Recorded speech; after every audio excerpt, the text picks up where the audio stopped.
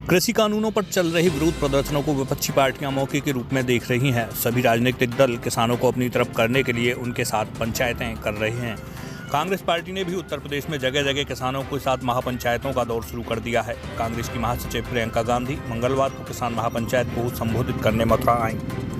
पालीखेड़ा पर आयोजित किसान महापंचायत में 3.5 घंटे की देरी से पहुंची प्रियंका गांधी ने भाजपा सरकार पर जमकर हमला बोला। प्रियंका ने यहां पीएम मोदी पर निशाना साधा और कहा कि पीएम सिर्फ अहंकारी नहीं बल्कि कायर भी हैं।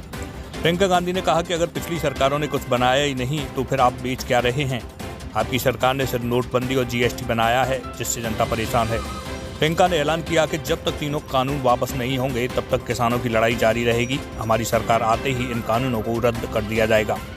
ब्रजवासियों की नब्ज पकड़ते हुए उन्होंने कहा कि गोवर्धन पर्वत को बचाकर रखें, कल को सरकार इसे भी बेच सकती है। प्रियंका गांधी बोली कि पता नहीं पीएम मोदी को किसानों से कौन सी दुश्मनी है। पीएम मोदी संसद में भी किसानों का अपमान करते हैं। इनके मंत्री किसानों को आतंकवादी बोलते हैं। जब राहुल गांधी ने संसद में मौन रखा तो सरकार ने उसमें हिस्सा भी नहीं लिया। प्रियंका गांधी ने यहां महापंचायत में कहा कि मथुरा की धरती अहंकार को तोड़ती है। भाजपा सरकार ने भी अन्नदाता के लिए अहंकार पाल लिया है। 90 दिनों से किसान दिल्ली की सीमा पर अपनी लड़ाई लड़ रहा है। 200 से अधिक किसान इस दौरान शहीद हो गए हैं। प्रियंका बोली कि पीएम मोदी दुनिया के हर कोने तक पहुंचे लेकिन दिल्ली में किसानों से नहीं मिले। प्रियंका गांधी ने कहा कि इस सरकार का विवेक मर चुका है, भगवान कृष्ण इनका भी अहंकार तोड़ेंगे। प्रियंका गांधी वाड्रा ने कहा कि पीएम मोदी ने अपने लिए 2 विमान खरीदे लेकिन किसानों का बकाया तक नहीं दिया। इससे मोदी सरकार की नीयत साफ होती है। सरकार के कार्यकाल में पेट्रोल डीजल के दाम बढ़ रहे हैं। कांग्रेस नेता प्रियंका गांधी ने कहा कि गौशाला के नाम पर 200 करोड़ रुपए आवंटित किए गए लेकिन उन पैसों का क्या हुआ किसी को नहीं पता चला। ब्रज में जितनी भी गौशालाएं वहां पर गायों का बुरा हाल है। प्रियंका ने कहा कि सरकार ने अपने 3 कृषि कानून पास किए, इससे किसानों को लाभ नहीं होगा बल्कि अमीर कारोबारियों को जमाखोरी की छूट मिल जाएगी। प्रियंका गांधी वाड्रा ने कहा कि पीएम मोदी किसानों से कहते हैं कि विपक्ष किसानों को गुमराह कर रहा है, लेकिन क्या एक भी किसान ने सरकार से बात की है? ये कानून किसान नहीं बल्कि नोटों की खेती करने वालों ने बनाया है।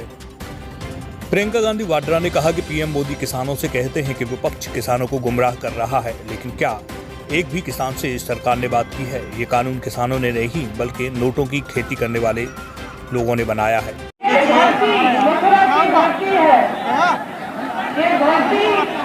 अहंकार को तोड़ती है।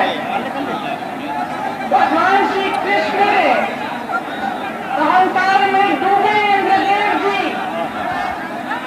के अहंकार को तोड़ने के लिए गोवर्धन पर्वत को उठाकर इस धरती के लोगों की रक्षा के लिए यहाँ लाए थे। तब से यहाँ अन्नकूट को गर्दन पूजा होती है। आज भाजपा सरकार ने भी अन्नदाता के लिए अहंकार पाल लिया है। देश के लाखों किसानों जिन्होंने इस देश की जमीन को सींचा, जिन्होंने इस देश को जीवित रखा है, जिन्होंने इस देश की सीमा पर अपने बेटों को आपके लिए, हमारी सुरक्षा के लिए शहीद होने भेजा, आज वो किसान साथ पर बैठा है। 90 दिनों से देश की राजधानी की बॉर्डर पर अपने अधिकारों की लड़ाई वो किसान लड़ रहा है। 215 किसान शहीद हुए। 90 दिनों से अपने अधिकारों की मांग करते हुए सड़क पर बैठे रहे। इस सरकार ने बिजली काटी, पानी बंद किया, मारपीट कराई, उन्हें प्रताड़ित किया, लेकिन उनकी बात नहीं सुनी, उनकी सुनवाई नहीं की। प्रधानमंत्री जी जो अपने शासनकाल में दुनिया के हर कोने तक पहुंच पाए, वे दिल्ली, इस देश की राजधानी जिसमें वो रहते हैं, उसके बॉर्डर तक नहीं पहुंच पाए।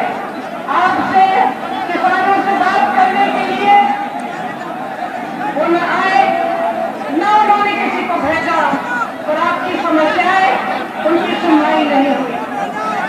जब नेता का अहंकार इतना बढ़ जाता है कि वो जनता से अलग हो जाता है तो उसकी नीतियां जनता से भी अलग होती की भलाई के लिए नहीं बनती। कभी रामधारी सिंह दिनकर जी ने कहा था, कृष्ण की चेतावनी के माध्यम से, कि जब नाश मुझ पर छाता है पहले विवेक मर जाता है। इस सरकार का विवेक मर चुका है। भगवान कृष्ण, आप सब अच्छी तरह जानते हैं कि पिछले सालों में आलू के किसानों की कितनी समस्या हुई थी। जब कोल्ड स्टोरेज का भाड़ा आलू की कीमत से बढ़ गया था, कई ऐसे किसान सड़क पे गिरा दिए थे क्योंकि कीमत नहीं मिलती होगी।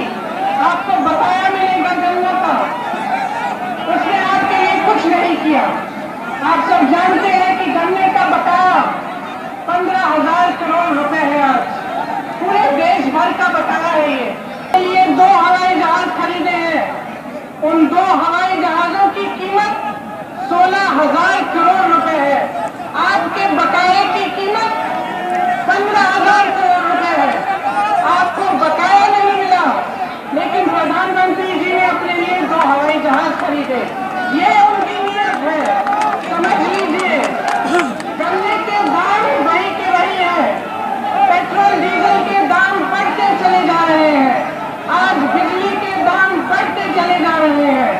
स्मार्ट मीटर से लूट हो रही है। रसोई गैस की कीमत बढ़ती चली जा रही है। डीएपी के दाम बढ़ गए हैं।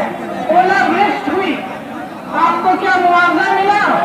बताइए, मुआवजा मिला? ओलावृष्टि हुई, तमाम आपकी जो उपज है खराब हुई, आपको मुआवजा नहीं मिला। दाल, बाजरा और गेहूं के सही दाम आपको नहीं मिलते। गौशालाओं का बुरा हाल है। आवारा पशुओं से आप एकदम प्रताड़ित हो चुके हैं। ये बात मैं 2019 के चुनाव से कह रही हूँ। जहाँ जहाँ मैं गई, मुझे यही दिखा कि जो किसान है रात भर अपनी खेती में रहता है। किसान अपनी खेती को बचाने के लिए पशुओं से और दिन भर धूप में काम करता है। इस सरकार ने आपको बहुत वादे किए, लेकिन आज भी आप उसी तरह प्रताड़ित हैं जैसे आप 2019 के चुनाव से पहले थे। ब्रज क्षेत्र की गौशालाओं का केंद्र है, यहाँ पर गौशालाएं कैसी स्थिति में है आप जानते हैं। चाहे हाथरस में हो, चाहे यहाँ हो, चाहे बुंदेलखंड में, तमाम वीडियो निकले जहाँ पे गौवंश की स्थिति दिखी।